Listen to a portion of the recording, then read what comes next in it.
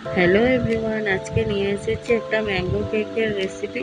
খুবই সফট, সুজি দিয়ে করেছি বিনা ময়দাতে। ভালো লাগলে প্লিজ একটু লাইক শেয়ার কমেন্ট করবেন, আর চ্যানেলে নতুন থাকলে প্লিজ একটু ফলো করবেন।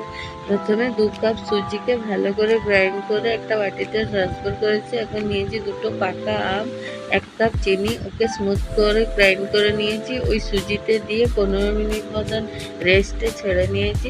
এখন যেটি লাগবে দুধ দেবেন যতটা। এখন 1/2 কাপ দিয়েছি তেল, বেকিং পাউডার, বেকিং সোডা আর সামান্য একটু নুন দিয়ে আবার 10 মিনিট ছেড়ে একটা কেক টিনে দিয়ে দিয়েছি। আর আমি করেছি মাইক্রোওয়েভে 180 ডিগ্রি সেলসিয়াসে 35 মিনিট মতন লেগেছে।